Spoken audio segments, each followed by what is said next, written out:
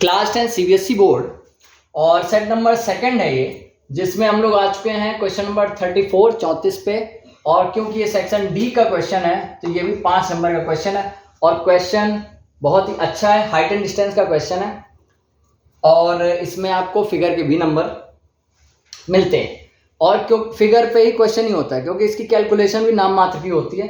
Figure आप जितना समय आप फिगर बनाने में लगा देंगे उससे भी कम समय आपको सॉल्यूशन में लगेगा। ठीक है, मेरे साथ पढ़िए, उसी तरीके से आपको फिगर बनाना है। इंग्लिश रही बात इंग्लिश की, हिंदी से कहीं ज़्यादा आप इंग्लिश में अच्छा इससे निकाल पाएंगे। अभी हिंदी में बायो में पढ़ते होंगे तो वहाँ पे बहुत सारे वर्ड इंग्लिश में यूज़ करते होंगे क्योंकि मजबूरी हो जाती है। वैसी कुछ मजबूरी आपको इसमें भी होगी। नहीं ज़्यादा हिंदी आ रही है तो बायो में है डेंड्राइट, न्यूरॉन में ना क्या बोलते हैं हिंदी में, बताओ इसको, नहीं पता, चलो इसको पढ़ते हैं। From the top of 45 metre, from the top of 45 metre मतलब और हाई लाइट हाउस, एक लाइट हाउस है 45 मीटर का, ठीक है ना, एक लाइट हाउस है 45 मीटर का, 45 मीटर का लाइट हाउस है, ठीक है। उसके टॉप से कुछ होने जा रहा है, क्या होने जा रहा है, एंगल ऑफ डिप्रेशन। दो एंगल होते हैं, डिप्रेशन और एलिवेशन। अवनमन कोण, उन्नयन कोण, ठीक है ना। एलिवेशन का मतलब ऐसे ऊंचा, मतलब यहां नीचे खड़े हो ऊपर देखना है तो ये एलिवेशन है, और ऊपर खड़े हो या नीचे की चीज को देखनी है ऐसे तो ये डिप्रेशन है, ये अवनमन कोण बनेगा। इससे नहीं घबराते, ना इसका कोई लेना कम देना है, समझ रहे हो, इससे कोई भी फर्क नहीं है। हाँ वो इसमें बनाना पड़ेगा, वो जितना आप प्रैक्टिस कर लोगे तुरंत इससे कोई फर्क नहीं पड़ता, बस वो एंगल दिखाना पड़ता है। कैसे, जैसे मैंने कहा यहाँ खड़े सामने दिखाना है तो ये लो एंगल, तो ये बेस के साथ जो एंगल बनता है ये हो गया, यहाँ खड़े थे ऊपर देख रहे थे, उन्नयन कोण यानी कि एलिवेशन एंगल, ठीक है। लेकिन अगर हम यहाँ ऊपर खड़े हैं और नीचे देख रहे हैं तो हमें क्योंकि एंगल बेस के साथ ही देखना है तो ये एंगल नहीं होगा, क्योंकि ये बेस थोड़ी है, ये तो हाइट है, बेस है ये, तो ये एंगल हो गया अवनमन कोण या एंगल ऑफ डिप्रेशन। तो बड़े ध्यान से देखो, ये लाइन इसके पैरेलल, ये इसको रही है काट, तो ये एंगल अल्टरनेटिव जो है इंटीरियर एंगल की वजह से इक्वल हो गए। अगर ये 50 तो ये 50, ये 60 तो ये 60।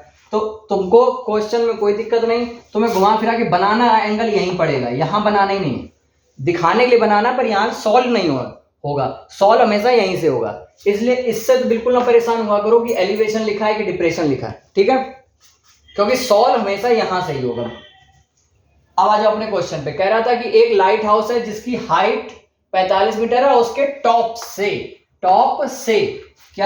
क्या हो रहा है, एंगल ऑफ डिप्रेशन बन रहा है। मतलब पक्का नीचे देख रहे होंगे, डिप्रेशन है तो टॉप से नीचे ही देखेंगे, ठीक है। किसको देख रहे हैं, दो शिप है, मतलब एक यहां होगी एक यहां होगी, इसको देख रहा होगा, इसको भी देख रहा होगा। On the opposite side of it, ये इट किसके लिए लिखा है, लाइट हाउस के लिए, मतलब उसी के दोनों अपोजिट साइड, मतलब एक इधर है तो एक इधर है, ये सेम साइड नहीं है, ठीक है। अब देखो क्वेश्चन खुल गया, एक जहाज यहां है, एक जहाज यहां है, ठीक है। यहां से इस जहाज को देख रहा है, यहां से ये इस जहाज को देख रहा है, मान लो थोड़ा बड़ा कर लिया, ठीक है। यहां से ये इस जहाज को देख रहा है तो ये इस जहाज को जब देख रहा होगा तो अभी हम इसकी के जैसा बेस बना लिया, तो ये एंगल और एक ये एंगल, ठीक, ये बन रहे हैं कितने के, 30 और 60 के, ठीक है। किसी को कुछ भी दे सकते हो, इसको 60 दे दिया मान लो, इसको 30। अब वो तो सोचने पर डिपेंड करेगा। अब मान लो यहां खड़ा है जहाज, यहां खड़ा है तो यहां से ये देखो ना एंगल नहीं लग रहा, कम होता चला जा रहा है, तो ये दूर रहेगा तो ये उतना ही कम रहेगा। ये जितना यहां खड़े कर दो तो देखो बिल्कुल खड़े देखना पड़ेगा ऐसे, तो एंगल बड़ा हो जाएगा, तो इसीलिए ये 30 तो ये 30, ये 60 तो ये 60।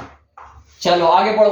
कह रहा इफ यानी अगर लाइन ज्वाइनिंग द शिप्स, इन दोनों, ये जो दोनों जहाज हैं इन दोनों की लाइन जोड़ी गई, passes through the foot of, अच्छा वो कह रहा है इन दोनों की अगर लाइन जोड़ो ना, बिल्कुल एकदम सीधी लाइन में लाओ तो वो इस टावर है लाइट हाउस के पैर से होके जाती है, फुट, इस लाइट हाउस के पैर, तो जाहिर है हमने ऐसे अपने पहले से बना लिया।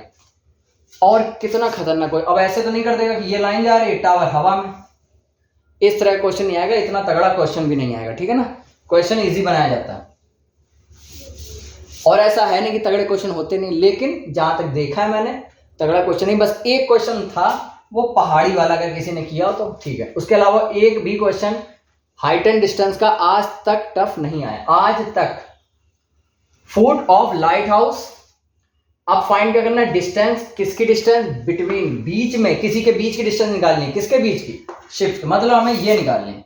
हमने कहा अगर यहां से यहां तक की x है, यहां से यहां तक की मान लो y है, तो एक तरीके से हमको क्या निकालना है, x प्लस वाई निकालना है, ठीक है ना। अगर डेंड्राइट का मतलब आ गया हो तो बता दो,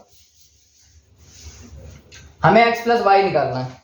चलो, तो इसमें अमूमन जो होता है वही करेंगे, क्या हमें ये पता होना चाहिए, क्या, tan, जनरली इसी के ही क्वेश्चन होते हैं, tan के, बहुत हद होगी तो साइन लगेगा, कॉस लगेगा, वरना ऐसे ही लग जाता है। इसमें क्या लग रहा है, tan ही लग रहा है, क्यों, केवल इस ट्रायंगल को देखो, tan में क्या होता है, tan यहाँ कोई एंगल है 30, जैसे अगर हमें tan 30 लिखना है तो क्या होता है tan में, परपेंडिकुलर अपॉन बेस, यानी लंब बटे आधार। परपेंडिकुलर कौन है, ये इस ट्रायंगल के लिए, ये परपेंडिकुलर, ये बेस, परपेंडिकुलर कितना 45, ठीक, और बेस कितना x, छोड़ दो यहीं पे, छोड़ दिया। अब इधर वाले पे आ जाओ, इधर tan 60 लगाओ, परपेंडिकुलर अपॉन बेस लंब बटे आधार, यानी tan 60 बराबर 45 अपॉन y। अब बहुत ध्यान से देखना, क्योंकि हमें x प्लस वाई निकालना है ना, तो इस पहली वाली से x को इधर भेजो, tan 30 को नीचे भेजो, ये ऐसे कर लो, रुको, tan 30 की वैल्यू 1/√3 इक्वल 45 अपॉन x, ठीक। तो यहां से क्रॉस मल्टीप्लाई कराओगे तो आ जाएगा x इक्वल 45√3, कैसे लिख दिया, x को भेज दिया 1 के पास, √3 को भेज दिया 45 के बाद।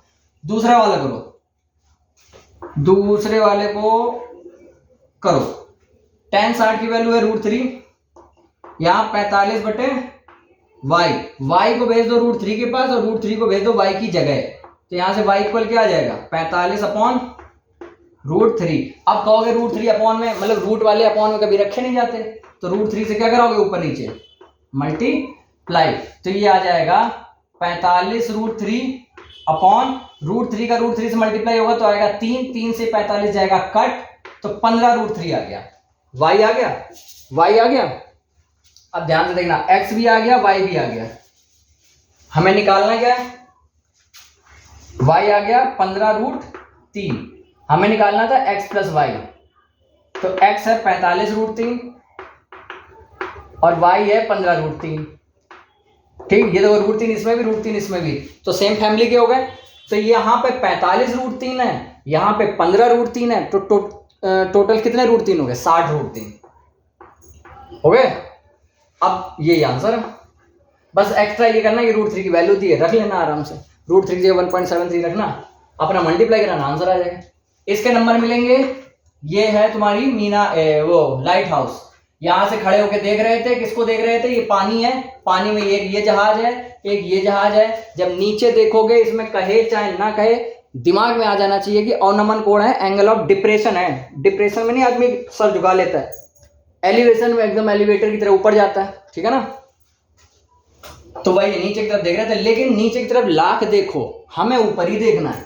भले ये दिखाने के लिए बना है, हमारा क्वेश्चन यहाँ से सॉल्व थोड़ी हो रहा है, क्वेश्चन हमारा यहीं से सॉल्व होगा। भले ये दिखाने के लिए बना है, पर हमारा क्वेश्चन यहीं से सॉल्व होगा।